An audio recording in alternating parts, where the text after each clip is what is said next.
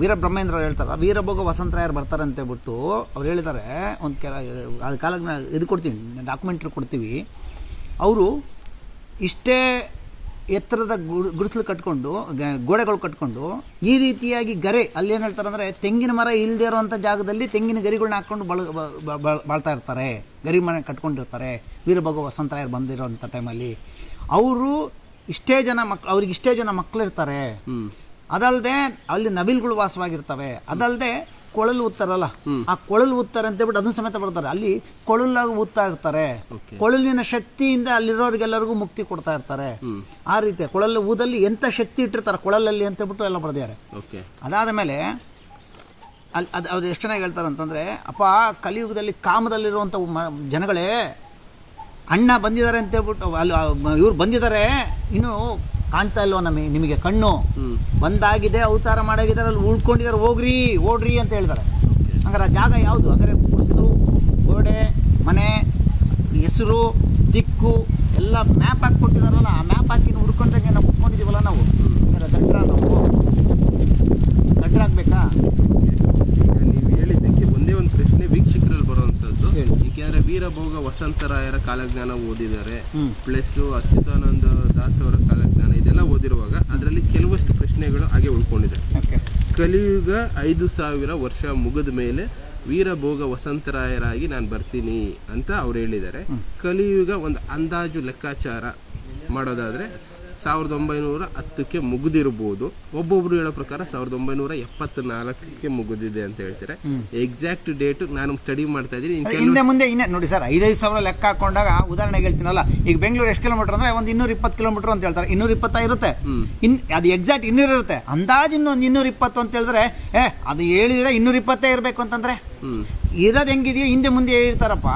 ಇವಾಗ ನಮ್ಮ ಚಿತ್ರದುರ್ಗ ಅಂತ ಹೇಳಿದ್ರೆ ನಮ್ಮ ಚಿತ್ರದುರ್ಗನ ಇಲ್ಲ, ನಮ್ದು ಪಕ್ಕದಾಗೆ ನಿಂಗದಳ್ಳಿ ಸುಲ್ತಾನಿಪುರ ಅಂತ ಅಂತ ಹೇಳಿದ್ರೆ, ಅಥವಾ ನಿಂಗದಳ್ಳಿ ಅಂತ ಹೆಸರು ಹೇಳೋದನ್ನ ಗೊತ್ತಾಗಲ್ಲ ಅಂತ ಚಿತ್ರದುರ್ಗ ಅಂತ ಹೇಳ್ತೀವಿ. ಹಂಗೆ ಕಲಿಯುಗ ಮುಗಿದೈತೆ ಅಂದ್ರೆ ಒಂದು 5,000 ವರ್ಷ 1900 1910 1900 ಹಿಂದೆ ಮುಂದೆ 2% 5% ಕ್ಯಾಲ್ಕುಲೇಷನ್ ಬಿಡಿ, ಅದೆಲ್ಲದು ತೆಗಿಲೇಬೇಕಾದ.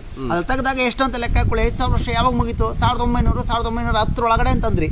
1910 ಒಳಗಡೆ ಕಲಿಯುಗದ ಪುರುಷ ಹುಟ್ಟಿರ್ಬೇಕಲ್ವಾ? ಹೆಚ್ಚು ಕಡಿಮೆ ಈಗ 10 ಆಗಿರ್ಬೋದು, ಇಲ್ಲ ಒಂದು 15 ಆಗಿರ್ಬೋದು. ಅವರು ಗ್ರಹ ಕೂಟಗಳನ್ನು ಕೆಲವೊಂದು ಬರೆದಿದ್ದಾರೆ. ಈ ಗ್ರಹ ಈ ಟೈಮ್ ನಲ್ಲಿ ಇಲ್ಲಿರುತ್ತೆ, ಈ ಸಂವತ್ಸರ ಆಗಿರುತ್ತೆ, ಆನಂದನಾಮ ಸಂವತ್ಸರ, ರಾಕ್ಷಸ ಸಂವತ್ಸರದ ಮಧ್ಯೆ, ಈ 2 ವರ್ಷದ ಮಧ್ಯೆ. ಬರ್ರಿ ಆ ಪಂಚಾಂಗ ತಗೊಂಡ್ ಬನ್ನಿ, ಅದನ್ನ ಲೆಕ್ಕ ಹಾಕೊಂಡ್ರೆ ನಮ್ ದೈವದ ಪಂಚಾಂಗ ಇದೆ. ನಮ್ದು ದೈವ ಯಾರು ಯಾವ ವಂಶದಲ್ಲಿ ಬರ್ತಾರೆ? ನಮ್ದು ಮಚ್ಚಮುನಿ ವಂಶ. ನಮ್ದು ಕಲಿಯುಗ ನಮ್ ದೈವದ ಇದೆಯಲ್ಲ ವಂಶ ಯಾವುದು ಅಂದ್ರೆ ಮಚ್ಚಮುನಿ ವಂಶ. ನಮ್ದು ಕುಲ ಯಾವುದು ಅಂತಂದ್ರೆ ಬ್ರಹ್ಮಕುಲ, ಸತ್ಯದೇವ ಬ್ರಹ್ಮಕುಲ ನಮ್ದು. ಬ್ರಹ್ಮಕುಲ ಈ ರೀತಿ ಕುಲ ನಮ್ದು. ಮತ್ತೆ ಯಾವ ಗೋತ್ರ ನಮ್ದು? ಆಂಗಿರಸ ಗೋತ್ರ ಅಂತ ಹೇಳ್ತಾರಲ್ಲ, ಆ ಆಂಗಿರಸ ಗೋತ್ರದಲ್ಲೇ ನಮ್ಗೆ ಹುಟ್ಟಿರೋದು. ಅದನ್ನೆಲ್ಲ ನಿಮಗೆ ಕೊಡ್ತೀವಿ. ಇಲ್ಲಿ ಕುತ್ಕೊಂಡ್ರೆ ನಾವು ಎಲ್ಲದನ್ನು ಏನ್ ಮಾಡಕ್ಕಾಗಲ್ಲ. ಬಂದ್ರೆ ವೇದ ತೆಗೆದು ಇಟ್ಕೊಂಡ್ರೆ ಎಲ್ಲದನ್ನು ಕೊಡ್ತೀವಿ, ಗೋತ್ರ ಕುಲ ಎಲ್ಲದನ್ನು ಕೊಡ್ತೀವಿ. ಹಂಗೆ 1900 ವರ್ಷಕ್ಕೆ ಕಲಿಯುಗ ಮುಗಿತು ಅಂದ್ರೆ ಹಿಂದೆ ಮುಂದೆ ಒಂದು 5-10 ವರ್ಷ ಹಿಂದೆ ಮುಂದೆ ಇರ್ಬೋದಲ್ಲ. ಹಂಗಾರೆ ಕಲಿಯುಗ ಮುಗಿದ ಮೇಲೆ ಕಲಿಪುರುಷ ಹುಟ್ಟಿರ್ಬೇಕಲ್ವಾ? ಕಲಿಪುರುಷ ಹುಟ್ಟೋದು ಅಂತಂದ್ರೆ ಆ ಕಲಿಪುರುಷ ಅಷ್ಟೊತ್ತಿಗೆ ಬಂದ ಅಧಿಕಾರಕ್ಕೆ ಕುತ್ಕೊಂಡಿರ್ಬೇಕು. 5,000 ವರ್ಷ ಮುಗಿತಿದ್ದಂಗೆ ತಗೊಂಡಿರ್ಬೇಕು. ಅಂದ್ರೆ ದೈವ ಹುಟ್ಟಿ ಗುರುಪಿರಾಣ ಅವ್ರು ಮೀಟ್ ಆಗಿದ್ದು 1900 ಇಸ್ವಿಗೆ ಕರೆಕ್ಟಾಗಿ ಅವರಿಬ್ಬರು ಮೀಟ್ ಆದ್ರು. ಆವಾಗ ಅವರಿಬ್ಬರಿಗೆ ಪುನರ್ಜನ್ಮ ಆಯಿತು.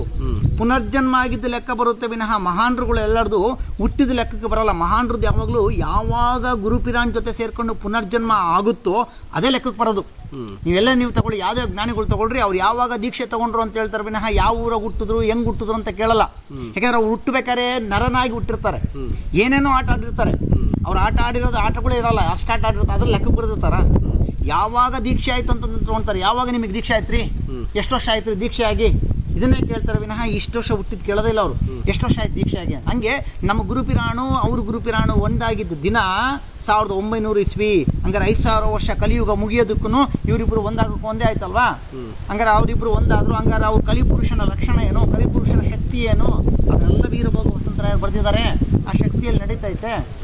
ಕೈ ಬೇಡದವರಿಗೆ ಮುಕ್ತಿ ಕೊಡ್ತಾರೆ ಅಂತ ಹೇಳ್ತಾರೆ. ಇದುವರೆಗೂ ಪ್ರಪಂಚ ಉಂಟಾದಾಗಿಂದ ಕೈ ಬೇಡದವರಿಗೆ ಮುಕ್ತಿ ಸಿಕ್ಕೇ ಇಲ್ಲ. ಬರೀ ಅಲ್ಲಿ ಕೈ ಬೇಡದವ್ರಿಗೆ ಮುಕ್ತಿ ಸಿಗ್ತಾ ಐತೆ. ಒಂದಿನ ಬರ್ತಾರೆ, ಬೆಳಿಗ್ಗೆ ಬರ್ತಾರೆ, ಸಾಯಂಕಾಲ ಬರ್ತಾರೆ. ಮಾರನೇ ದಿನ ಪಾಪ ವಿಮೋಚನ ಇದು ಹಬ್ಬ ನಡೆಯುತ್ತೆ ನಮ್ಮ ಊರಲ್ಲಿ. ಪಾಪ ವಿಮೋಚನ ನಡೆಯುತ್ತೆ. ನಿನ್ನೆ ರಾತ್ರಿ ಬಂದಿದ್ದಾರೆ, ಏನು ಗೊತ್ತಿಲ್ಲ ಶಾಲೆ ಬಗ್ಗೆ. ಯಾರೋ ಒಬ್ರು ಕರ್ಕೊಂಬಂದಿದ್ದಾರೆ. ಕರ್ಕೊಂಬಂದಾಗ ಕುತ್ಕೊಂಡಿದ್ದಾರೆ. ಕೂತ್ಕೊಂಡಾಗ ಮಾರನೇ ದಿನ ಪಾಪ ವಿಮೋಚನಾ ಮಂತ್ರ ಇದೆ, ಸುಮಾರು ಒಂದು 3-4 ಪೇಜ್ ಇದೆ. ಅದು ಒಂದು ಅರ್ಧ ಗಂಟೆ ಅವರು ನಮ್ಮ ದೈವ ಮಗ ಇದು ದೈವ ಇರಬೇಕಾದ್ರೆ ಅವ್ರು ಓದ್ತಾ ಇದ್ರು. ಅವಾಗ ಅದು ಈಗಲೂ ಅದನ್ನು ದೈವ ಮಗ ಓದ್ತಾರೆ, ನಾವು ಅದನ್ನು ಹೇಳ್ತಾ ಇರ್ತೀವಿ ಹಿಂದ್ಗಡೆ. ಅವ್ರು ಏನು ಹೇಳ್ಕೊಟ್ಟಿರ್ತಾರೆ ಹಂಗೆ ನಾವು ಸಿಂಗ್ ಮುದ್ರೆ ಹಾಕ್ಕೊಂಡು, ಈ ಸಿಂಗ್ ಮುದ್ರೆ ಅಂತ ಹೇಳ್ತೀವಿ, ಸಿಂಗ್ ಮುದ್ರೆ ಹಾಕ್ಕೊಂಡು ನಾವು ಅದನ್ನು ಮಂತ್ರ ಹೇಳ್ತಾ ಇರ್ತೀವಿ. ಅದು ಪಾಪ ವಿಮೋಚನೆ ಮಾಡೋವಂಥದ್ದು. ಆ ವಿಮೋಚನದಲ್ಲಿ ಆಂಡವರುಗಳೇ ಅಂತ ಬರುತ್ತೆ ಕೊನೆಯ ಮಂತ್ರದಲ್ಲಿ, ಸಾಲೆ ಆಂಡವರುಗಳೇ ಸಾಲೆ. ಅದನ್ನು ಮಾತ್ರ ಜ್ಞಾಪಕ ಐತೆ ಅವ್ರಿಗೆ, ಏನೂ ಅರ್ಥ ಆಗ್ತಿಲ್ಲ ಅವ್ರಿಗೆ, ಏನೂ ಅರ್ಥ ಆಗಿಲ್ಲ, ಇದು ಮಾತ್ರ ಹಂಗೆ ಹೇಳ್ಕೊಂಡು ಸಾಯಂಕಾಲ ಅದು ಮುಗೀತು. ಬೆಳಿಗ್ಗೆ ಪಾಪ ವಿಮೋಚನೆ ಮುಗೀತು, ಸಾಯಂಕಾಲ ಆಲಯದ ಮುಂದೆ ಪ್ರೇಯರ್ ನಡೀತೈತ್ರಿ. ಪ್ರೇಯರ್ ನಡೀತಿರ್ಬೇಕಾರಲ್ಲ ಜೀವ ಸಮಾಧಿ ಆಗ್ತಾರೆ. ನೆನ್ನೆ ಬಂದಿದ್ದಾರೆ, ಇವತ್ತು ಬರ್ತಾರೆ, ಬೇಡ್ಕೊಂಡಿದ್ದಾರೆ, ದೇವರೇ ನನಗೆ ನೀವೇ ಗತಿ ಅಂತ ಬೇಡ್ಕೊಂಡ್ರು. ಅವತ್ತು ಸಾಯಂಕಾಲನೇ ಅಲ್ಲೇ ಸನ್ನಿಧಾನ ಮುಂದೆಗಡೆ ಐಕ್ಯ ಆಗ್ತಾರೆ. ಅವ್ರನ್ನ ತಗೊಂಡ್ಬಂದು ಮನೇಲಿ ಇಟ್ಬಿಟ್ಟು ನೋಡ್ತಾರೆ. ಎಲ್ಲ ಪ್ರತಿಯೊಂದು ಎಲ್ಲದು ಏನು ಗುರುತುಕೊಳ್ಬೇಕು, ಐಕ್ಯ ಆಗಿರೋದಕ್ಕೆ ಏನು ಗುರುತುಗಳಿದಾವೆ 10 ಗುರುತುಗಳಿದಾವೆ. ತೀರ್ಥ ಕೊಟ್ಟರೆ ಒಬ್ರು ಯಾರು ಹೊಸಬ್ರು, ನಮ್ಮ ರಾಜಸ್ಥಾನದವ್ರು ಅವಾಗ ತಾನೇ ಹೊಸಬ್ರು ಹೋಗಿದ್ದಾರೆ, ಹೊಸ್ದಾಗಿ ಶಾಲೆಗೆ ಹೋಗಿದ್ದಾರೆ. ಅವ್ರಿಗೆ ಹೇಳಿದ್ರು ತೀರ್ಥ ತಗೊಂಬಾರಪ್ಪ ಅಂತಂದ್ರು. ಅವ್ನು ತೀರ್ಥ ತಗೊಂಬಂದು ನಾವು ಕೈಯಲ್ಲಿ ಕೊಡೋದು ತೀರ್ಥನೇ ಹೋಗಿ. ಅವ್ರಿಗೆ ಗೊತ್ತಿಲ್ಲ ಏನೆಲ್ಲ ತಗೊಂಬಂದು ಬಾಟ್ಲಿನೇ ಹೊಡೆದು ಬೈತಾ ಇದ್ದಾನೆ. ಅರ್ಧ ಲೀಟ್ರ್ ಕುಡಿತೈತೆ, ಅವು ಓಡ್ ಬಂದು ಹಂಗಲ್ಲಪ್ಪ ತೀರ್ಥ ಕುಡಿಸೋದು ಹಿಂಗೆ ಅಂತ ಹೇಳ್ಬಿಟ್ಟು ಅವ್ರು ಕೊಡ್ತಾರೆ. ಅಷ್ಟೊತ್ತಿಗೆ ಅಲ್ಲಿ ಅರ್ಧ ಲೀಟ್ರ್ ಕುಡೋದೈತೆ, ಅರ್ಧ ಲೀಟ್ರ್ ತೀರ್ಥ ಕುಡೋದೈತೆ ಅಂತ ಯೋಚನೆ ಮಾಡಿ. ಹಾಗೆ 10 ಗುರುತುಗಳಿದ್ದಾವೆ, ಐಕ್ಯ ಜೀವ ಐಕ್ಯ ಆಗಿರೋದಕ್ಕೆ ಗುರುತುಗಳು. ಆ ರೀತಿ ನೆನ್ನೆ ಬಂದು ಹಿಂಗೆ ಹಂಗಾರೆ ಹೇಳಿದ್ರಲ್ಲ ಮಹಾನ್ರುಗಳು ಹೇಳಿದ್ರ ಕಾಲಜ್ಞಾನದಲ್ಲಿ, ಕೊನೆಗೆ ಬರುವಂಥವ್ರು ಕೈ ಬೇಡಿದ್ರೆ ಮುಕ್ತಿ ಸಿಗುತ್ತೆ ನಿಮಗೆ ಅಂತ. ಮತ್ತಿನ್ನೊಂದು ಒಬ್ಬ ಕಾಲಜ್ಞಾನ ಬರೀತಾರೆ, ಎಂತ ಬರ್ತಾರೆ ಅಂದರೆ ಮುಟ್ಟಿದವರೆಲ್ಲ ಬಂಗಾರ ಆಗ್ತಾರೆ ಅಂತ ಹೇಳ್ತಾರೆ. ಮುಟ್ಟಿದವರೆಲ್ಲ ಬಂಗಾರ ಆಗ್ತಾರೆ. ಅವ್ರು ಕೈ ಬಿತ್ತು ಅಂದರೆ ಬಂಗಾರ ಅರ್ಥ ಏನು? ಹಂಗಾರೆ ಬಂಗಾರ ಆಗ್ತದೆ ಅಂದ್ರೆ ಅರ್ಥ ಏನು ಬೇಕಲ್ವಾ? ಬಂಗಾರ ಆಗದೇ ಬೈಬೂರ ಬಂಗಾರ ಆಗದ, ಹೆಂಗ್ ಬಂಗಾರ ಆಗೋದು? ಬಂಗಾರದ ಲಕ್ಷಣ ಬರುತ್ತೆ. ಏನು ಬಂಗಾರದ ಲಕ್ಷಣ? ನಾನು ಬಂಗಾರ ಆಗ್ಬಿಟ್ರೆ ನನ್ನನ್ನು ಮಣ್ಣಲ್ಲಿ ಹಾಕಿದ್ರೆ ಮಣ್ಣು ತಿನ್ಬಾರ್ದು, ಅದು ಬಂಗಾರ ಅಂದ್ರೆ. ನೀನು ಭಾಳ ಬಂಗಾರ ಆಗಲಿ ಅಂತ ಹೇಳ್ತಾರಲ್ಲ, ಏನು ಬಂಗಾರ ಆಗಲಿ ಅಂತಂದ್ರೆ ಅವ್ರು ನಮ್ಮ ದೈವದ ದೃಷ್ಟಿ ಬಿದ್ದು ನಮ್ಗೆ ಅವ್ರು ಮುಟ್ಟಿದ್ರೆ ಸಾಕು. ಅವ್ರ ದೃಷ್ಟಿ ಬಂದು, ದೃಷ್ಟಿ ಮುಟ್ಟೋದು ಕೈಯಲ್ಲಿ ಮುಟ್ಟೋದಲ್ಲ, ಅವ್ರ ದೃಷ್ಟಿ ನಮ್ಮ ಮೇಲೆ ಬಂದು ಮುಟ್ಟು ಅಂತಂದ್ರೆ ನಾವು ಬಂಗಾರ. ಹಂಗೆ ಅವರು ದೃಷ್ಟಿ ಬಂದು ಮುಟ್ಟಿದ್ರೆ ಬಂಗಾರ ಆಗುತ್ತೆ ಅಂತ ಒಬ್ಬ ಕಾಲಜ್ಞಾನಿ ಬರೆದಿದ್ದಾರೆ. ಇದುವರೆಗೂ ಪ್ರಪಂಚ ಉಂಟಾದಾಗಿಂದ ಯಾರೂ ದೃಷ್ಟಿನಲ್ಲಿ ಬಂಗಾರನ ಮಾಡೇ ಇಲ್ಲ. ಅವ್ರವರು ಪಾಡುಪಡಬೇಕು, ಗುರುವಿಗೆ ಗುಲಾಮನಾಗಿ ಹೋಗುವ ತನಕ ದೊರೆಯದಣ ಮುಕ್ತಿ ಅಂತ ಬಿಟ್ಟು ಹೋಗ್ಬೇಕು. 12 ವರ್ಷ ಇದ್ದರೆ ಅವಾಗ ಅಲ್ಲೊಂದು ಪರೀಕ್ಷೆ ಇಟ್ಟು ಆ ಪರೀಕ್ಷೆನಲ್ಲಿ ಪಾಸ್ ಆದರೆ ಮೂಲ ಮಂತ್ರ ಕೊಟ್ಟಾಗ ಆ ಮೂಲ ಮಂತ್ರನ ತಗೊಂಡು ಊಟ ನೀರು ನಿದ್ರೆ ಎಲ್ಲ ಬಿಟ್ಬಿಟ್ಟು ತಪಸ್ಸು ಮಾಡಿದಾಗ ಅವ್ರು ಬಂಗಾರ ಆಗಬೇಕು. ಆದರೆ ಕೊನೆಗೆ ಹೇಳ್ತಾರೆ, ಕೊನೆಗೆ ಬರೋವಂಥವ್ರು ಎಲ್ಲರೂ ಅವ್ರ ದೃಷ್ಟಿ ಬಿದ್ದರೆ ಸಾಕು, ಅವರೆಲ್ಲರೂ ಇದಾಗ್ಬಿಡ್ತಾರೆ, ಮುಕ್ತಿ ಪಡ್ಕೊಂಡ್ಬಿಡ್ತಾರೆ, ಬಂಗಾರ ಆಗ್ಬಿಡ್ತಾರೆ ಅಂತೇಳ್ಬಿಟ್ಟು ಎಲ್ಲ ಕಾಲಜ್ಞಾನ ಹೇಳುತ್ತಲ್ಲ. ಅದಕ್ಕೆ ಸಾಕ್ಷಿ ಬೇಕಲ್ವಾ, ಎಲ್ಲನ ಆಗಿದ್ದಾರೆ ಅಂತೇಳ್ಬಿಟ್ಟು ಬರ್ರಿ ನಾನು ಸಾಕ್ಷಿ ತೋರಿಸ್ತೀವಿ ಹೇಳ್ತೀನಲ್ಲ. ಈಗ ನೆನ್ನೆ ಸಾಯಂಕಾಲ ಬಂದರು, ಇವತ್ತು ಬೆಳಿಗ್ಗೆ ಆ ಮಂತ್ರನ ಹೋದ್ರು, ಸಾಯಂಕಾಲ ಅಡಕಂಬಾದ್ರು, ಜೀವ ಸಮಾಧಿ ಆದರು. ಎಲ್ಲನ ಸಾಧ್ಯನಾ?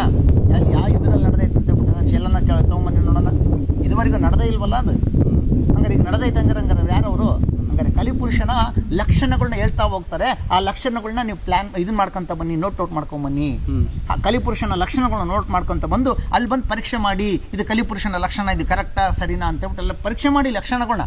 ಅವಾಗ ನಿಮಗೆ ರೈಟ್ ಅನ್ಸರೆ ರೈಟ್ ಟಿಕ್ ಮಾಡ್ಕೊಳ್ಳಿಲ್ಲ, ಇಲ್ಲ ಅಂದ್ರೆ ರಾಂಗ್ ಮಾಡ್ಕೊಳ್ಳಿ. ಹಂಗಾರೆ ಕಲಿಪುರುಷನ ಲಕ್ಷಣಗಳು ಏನು ತಿಳ್ಕೊಳ್ಳಿ ನೋಡೋಣ, ಎಲ್ಲ ನಾವು ತಿಳ್ಕೊಂಬನ್ನಿ.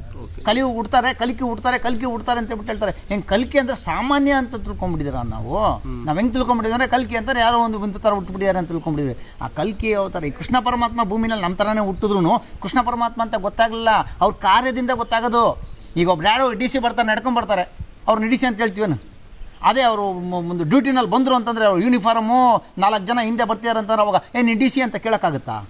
ಅವ್ರು ಇದರಲ್ಲೇ ಗೊತ್ತಾಗ್ಬಿಡುತ್ತಲ್ಲ, ಅವ್ರು ನಡೆ, ಅವ್ರು ಯೂನಿಫಾರ್ಮ್ ಎಲ್ಲ ಗೊತ್ತಾಗುತ್ತಲ್ಲ. ಇಲ್ಲ ಅವ್ರು ಆಫೀಸ್ಗೆ ಹೋಗಿ ನೋಡಿದ ತಕ್ಷಣ ಅವ್ರು DC ಆಫೀಸಲ್ಲಿ ಕೂತ್ಕೊಂಡಿರ್ತಾರೆ, ಒಂದು ಸಿಂಹಾಸನದಲ್ಲಿ ಗಂಭೀರ ಕೂತ್ಕೊಂಡಿದ್ದಾರೆ, ನೀವು ಕಲೆಕ್ಟರ್ ಅಂತ ಕೇಳ್ತೀವೇನು? ಅವ್ರು ಕಲೆಕ್ಟರ್ ಅಂತ ಗೊತ್ತಾಗುತ್ತಲ್ಲ. ಹಂಗೆ ಅವರು ಕಾರ್ಯದಲ್ಲಿ ಗೊತ್ತಾಗೋದು ಕಲೆಕ್ಟರ್ ಅಂತ ಹೇಳ್ಬಿಟ್ಟು. ಹಂಗೆ ಕೃಷ್ಣ ಪರಮಾತ್ಮ ಅಂದರೆ ಅವ್ರ ಕಾರ್ಯದಲ್ಲಿ ಗೊತ್ತಾಗಬೇಕು. ಸುಮ್ಮನೆ ನಾವು ಮುಖದಲ್ಲಿ ನೋಡೋದು ಅಥವಾ ಆಕಾರದಲ್ಲಿ ನೋಡಿ ಕಂಡಿರೋದಲ್ಲ, ಅವ್ರ ಕಾರ್ಯದ ರೂಪದಲ್ಲಿ ಮಾತ್ರನೇ ಗೊತ್ತಾಗೋದು. ಈಗ ನಮ್ಮ ತಾತ ಹುಟ್ಟುಬಿಟ್ಟಿದಾರಪ್ಪ, ನಮ್ಮ ತಾತ ನಂಗೆ ಹುಟ್ಟುಬಿಟ್ಟಿದ್ದಾರೆ, ಹೆಂಗೆ ಕಂಡು ಹಿಡ್ಕೊಳೋದು? ನಮ್ಮ ತಾತನ ಥರನೇ ಇರಬೇಕಾ? ನಮ್ಮ ತಾತನ ಗುಣಗಳು ಬಂದ್ರೆ ಹೇಳ್ತಾರೆ, ಸೇಮ್ ನಿಮ್ಮ ತಾತನ ಗುಣಗಳು, ನಿಮ್ಮ ತಾತ ಮಾಡ್ದಂಗೆ ಮಾಡ್ತಿದ್ದಾರೆ, ಹಂಗಾರೆ ನಿಮ್ಮ ತಾತನೇ ಹುಟ್ಟುಬಿಟ್ಟಿದಾನಪ್ಪ ಅಂತ ಹೇಳ್ತಾರಿಲ್ಲ. ಹಂಗಾರೆ ಗುಣಗಳಲ್ಲಿ ನೋಡಬೇಕು ವಿನಃ ಆಕಾರದಲ್ಲೋ ರೂಪದಲ್ಲೋ ನೋಡಂಗಿಲ್ಲ. ಹಂಗೆ ಕಲ್ಕಿ ಅಂತಂದ್ರೆ ಏನು ಅನ್ಕೊಂಡ್ಬಿಟ್ಟಿದೆ ಅಂತಂದ್ರೆ ಯಾವುದೋ ಒಂದು ಅನ್ಕೊಂಡ್ಬಿಟ್ಟವ್ರೆ. ಅವ್ರು ಅನ್ಕೊಂಡಿರೋದಕ್ಕೆ ಅನ್ಕೊಂಡಿರ್ತಾರಲ್ಲ ಯಾವುದೋ ಒಂದು, ಅದ್ರಂಗಿಲ್ಲ ಅಂದ ತಕ್ಷಣ ಅದಲ್ಲ ಅನ್ಕೊಂಡ್ಬಿಡ್ತಾರೆ. ಅದಕ್ಕೆ ಒಂದು ಲಿಸ್ಟ್ ಔಟ್ ಮಾಡಿ, ಕಲ್ಕಿಯ ಪುರುಷನ ಲಕ್ಷಣಗಳೇನು ಅಂತ ಲಿಸ್ಟ್ ಔಟ್ ಮಾಡಿ, ಆ ಲಿಸ್ಟ್ ಔಟ್ ಅಲ್ಲಿ ತಗೊಂಬನ್ನಿ, ಅದರಲ್ಲಿ ಇದೆಯಾ ಅಂತ ಚೆಕ್ ಮಾಡಿ. ಇಲ್ವಾ ಕಲ್ಕಿ ಪರ ಲಕ್ಷಣಗಳು ಬನ್ನಿ ಅಲ್ಲಿಗೆ ತೋರಿಸ್ತೀವಿ. ಕಲ್ಕಿ ಲಕ್ಷಣ ಏನು, ಕಲ್ಕಿ ಪುರುಷನ ಲಕ್ಷಣಗಳು ಏನು ಅಂತ ತೋರಿಸ್ತೀವಿ. ಆವಾಗ ಆ ಲಕ್ಷಣ ನಿಮಗೆ ಸರಿ ಅನ್ಸಿದ್ರೆ ಅದನ್ನು ನೋಡ್ಕೊಳ್ಳಿ. ಅದು ಪ್ರತಿಯೊಂದನ್ನು ಟೆಸ್ಟ್ ಮಾಡಿ ಅಂತ ಹೇಳ್ತೀನಿ, ಸುಮ್ಮನೆ ಬಂದು ಒಪ್ಕೊಂಡ್ಬೇಡಿ ಕುರುಡುತನವಾಗಿ. ಅದಕ್ಕೆ ಇವರು ಭಾಳ ಚೆನ್ನಾಗಿ ಹೇಳ್ತಾರೆ, ನಮ್ಮ ರಾಜ್ಕುಮಾರ್ ಅವರು ಭಾಳ ಚೆನ್ನಾಗಿ ಹೇಳ್ತಾರೆ. ಯಾವುದು ಅಂತಂದರೆ, ಜೀವರಾಶಿಯಲ್ಲಿ ಮಾನವನಿಗೆ ಆದ್ಯತೆ, ನಾವೇ ಮೂಢರಾದರೆ ಜ್ಞಾನಕ್ಕೆಲ್ಲಿ ಪೂಜ್ಯತೆ ಹೇಳ್ತಾರಲ್ಲ. ಮೂಢನಾಗಬೇಡ ನೀನು, ಬಾ ನೀನು ಇದಾಗ ಬಂದಿರೋ ಜೀವರಾಶಿನೆಲ್ಲ ಉನ್ನತವಾಗಿ ಆಗಕ್ಕೆ ಬಂದಿರೋ ಅಂತ ಮೂಢನಾಗಬೇಡ. ಮೂಢನಂಬಿಕೆಯಿಂದ ನೀನು ನಂಬ್ಕೊಳಕ್ಕೆ ಹೋಗ್ಬೇಡ. ಪ್ರಾಕ್ಟಿಕಲಾಗಿ ಬಂದು ಚೆಕ್ ಮಾಡ್ಕೊಳ್ಳಿ. ನೀವು ಯಾವುದನ್ನು ಬೇಕಾ ಬಂದು ವೇದ ಸಾಕ್ಷಿಯಾಗಿ ಬಂದು ಚೆಕ್ ಮಾಡ್ಕೊಳ್ಳಿ. ಇವರೇನಾ ಕಲಿಪುರುಷರು, ಇವರೇನಾ ವೀರಭೋಗ ವಸಂತರಾಯರು, ಇವರೇನಾ ಅಂತ ಹೇಳ್ಬಿಟ್ಟು ಚೆಕ್ ಮಾಡ್ಕೊಳ್ಳಿ. ಎಲ್ಲ ಚೆಕ್ ಮಾಡಿದ್ರೆ ಪ್ರಾಕ್ಟಿಕಲ್ ಸಿಗುತ್ತೆ. ನಾವು ಆ ರೀತಿಯಾಗಿ ಸುಮ್ಮನೆ ನಾವು ಕೂಡುತ್ತಂದಾಗ ನಾವು ಹೋಗಿ ನಾವು ಬಿದ್ದಿಲ್ಲ ಸರ್ ಹಳ್ಳಕ್ಕೆ.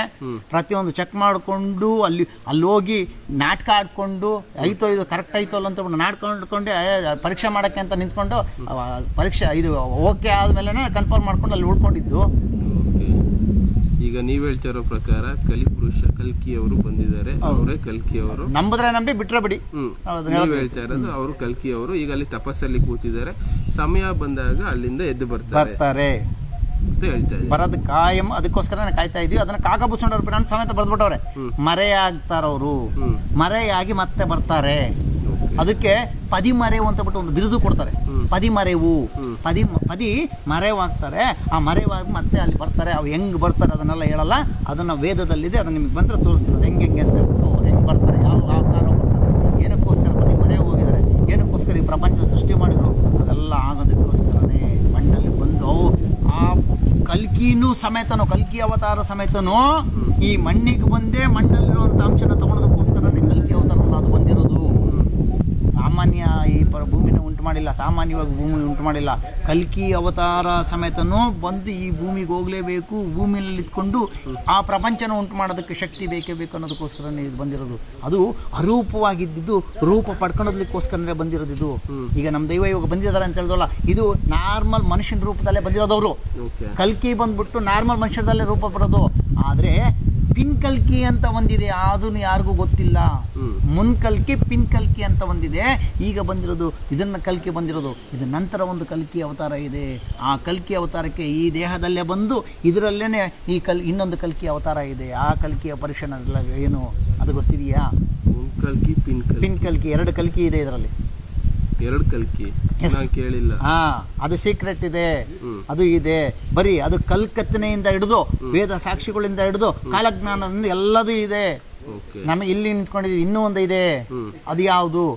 ಬ್ರಹ್ಮ ಬಂದೈತೆ, ಇನ್ನ ಬ್ರಹ್ಮಂ ಬಂದಿಲ್ಲ. ಬ್ರಹ್ಮಂ ಬಂದಿರೋದು ನಮ್ಮ ಇದಕ್ಕೆ ನಡೀತಿರೋ, ಬ್ರಹ್ಮಂ ಆಗೋದಕ್ಕೆ ಕಾರ್ಯ ನಡೀತಿದೆ ಇಲ್ಲಿ.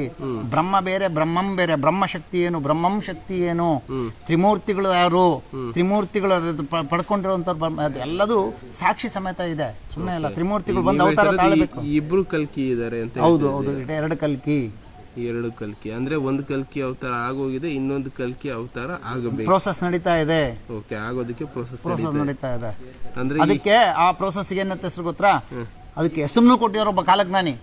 ಕನ್ನಿ ವಿರಾಟ್ ದವ ನಡೀತಿದೆ, ಕನ್ನಿ ವಿರಾಟ್ ತಪಸ್ಸು ಅಂತ ಹೇಳ್ತಾರೆ ಅದಕ್ಕೆ. ಆ ಕನ್ನಿ ವಿರಾಟ್ ತಪಸ್ಸು ನಡೀತಾ ಇದೆ. ಆ ಕನ್ನಿ ವಿರಾಟ್ ತಪಸ್ಸು ಮಾಡಿದ್ರೆ ಏನ್ ಶಕ್ತಿ ಬರುತ್ತೆ? ಅದು ಭೃತ್ಯ ಯೋಗ ಅಂತ ಹೇಳ್ತಾರೆ. ಭೃತ್ಯ ಯೋಗ ಅಂದ್ರೆ ಏನು? ಆ ಭೃತ್ಯ ಯೋಗ ಪಡ್ಕೊಂಡವ್ರು ಯಾರು? ಎಲ್ಲ ಕಾಲಜ್ಞಾನದಲ್ಲಿದೆ. ಭೃತ್ಯ ಯೋಗ ಪಡ್ಕೊಂಡವ್ರು ಯಾರು? ಆ ಭೃತ್ಯ ಯೋಗದ ಶಕ್ತಿ ಏನು? ಆ ಭೃತ್ಯ ಯೋಗ ಪಡ್ಕೊಂಡ್ರೆ ಏನ್ ರಿಸಲ್ಟು? ಅದೆಲ್ಲದು ವೇದ ಸಾಕ್ಷಿ ಇದೆ. ಸುಮ್ಮನೆ ನಾವು ವೇದ ಇಲ್ಲದೆ ಏನು ಮಾಡಲ್ಲ, ವೇದ ಇಲ್ಲದೆ ವರ್ಡನ್ನ ಯೂಸ್ ಮಾಡೋದು ಇಲ್ಲ. ಆ ವರ್ಡ್ ಇದೆ ಅಂತಂದ್ರೆ ಅದು ಕಾರ್ಯರೂಪಕ್ಕಿದ್ರೆ ಮಾತ್ರ ನಾವು ವೇದ ಮಾತಾಡೋದು, ಮಾತುಗಳನ್ನ ಮಾತಾಡೋದಿಲ್ಲ, ಮಾತಾಡಲ್ಲ. ಭೃತ್ಯ ಯೋಗ ಅವೆಲ್ಲ ಸುಮ್ಮನೆ ಸಾಮಾನ್ಯ ವರ್ಡ್ ಅಂದ್ಕೊಂಡಿಲ್ವಾ? ಎಲ್ಲರೂ ಬಳಸ್ಬೋದು ಅಷ್ಟೇ, ಅದು ಸಾಮಾನ್ಯ ಅಲ್ಲ. ಆ ಭೃತ್ಯ ಯೋಗ ಯಾರು ಮಾಡಕ್ಕೆ ಅರ್ಹತೆ ಅದನ್ನು ಸಮೇತ ಕೊಡ್ತಾರೆ.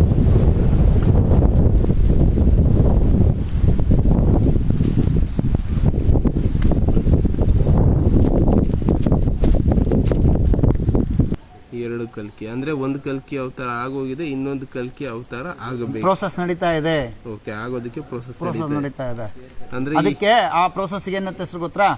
ಅದಕ್ಕೆ ಹೆಸರನ್ನು ಕೊಟ್ಟಿರೋ ಒಬ್ಬ ಕಾಲಜ್ಞಾನಿ. ಹ್ಮ್. ಕನ್ನಿ ವಿರಾಟ್ ದವ ನಡೀತಿದೆ, ಕನ್ನಿ ವಿರಾಟ್ ತಪಸ್ಸು ಅಂತ ಹೇಳ್ತಾರೆ ಅದಕ್ಕೆ. ಆ ಕನ್ನಿ ವಿರಾಟ್ ತಪಸ್ಸು ನಡೀತಾ ಇದೆ. ಆ ಕನ್ನಿ ವಿರಾಟ್ ತಪಸ್ಸು ಮಾಡಿದ್ರೆ ಏನ್ ಶಕ್ತಿ ಬರುತ್ತೆ, ಅದು ಭೃತ್ಯ ಯೋಗ ಅಂತ ಹೇಳ್ತಾರೆ. ಭೃತ್ಯ ಯೋಗ ಅಂದ್ರೆ ಏನು? ಆ ಭೃತ್ಯ ಯೋಗ ಪಡ್ಕೊಳೋರು ಯಾರು? ಎಲ್ಲ ಕಾಲಜ್ಞಾನದಲ್ಲಿದೆ. ಭೃತ್ಯ ಯೋಗ ಪಡ್ಕೊಳೋರು ಯಾರು? ಆ ಭೃತ್ಯ ಯೋಗದ ಶಕ್ತಿ ಏನು? ಆ ಭೃತ್ಯ ಯೋಗ ಪಡ್ಕೊಂಡ್ರೆ ಏನ್ ರಿಸಲ್ಟು? ಅದೆಲ್ಲದು ವೇದ ಸಾಕ್ಷಿ ಇದೆ. ಸುಮ್ಮನೆ ನಾವು ವೇದ ಇಲ್ಲದೆ ಏನು ಮಾಡಲ್ಲ, ವೇದ ಇಲ್ಲದೆ ವರ್ಡನ್ನ ಯೂಸ್ ಮಾಡೋದು ಇಲ್ಲ. ಆ ವರ್ಡ್ ಇದೆ ಅಂತಂದ್ರೆ ಅದು ಕಾರ್ಯರೂಪಕ್ಕಿದ್ರೆ ಮಾತ್ರ ನಾವು ವೇದ ಮಾತಾಡೋದು, ಮಾತುಗಳನ್ನ ಮಾತಾಡೋದಿಲ್ಲ, ಮಾತಾಡಲ್ಲ. ಭೃತ್ಯ ಯೋಗ ಅವೆಲ್ಲ ಸುಮ್ಮನೆ ಸಾಮಾನ್ಯ ವರ್ಡ್ ಅಂದ್ಕೊಂಡಿದೀವಾ? ಎಲ್ಲನೂ ಬಳಸ್ಬೋದು ಅಷ್ಟೇ, ಅದು ಸಾಮಾನ್ಯ ಅಲ್ಲ.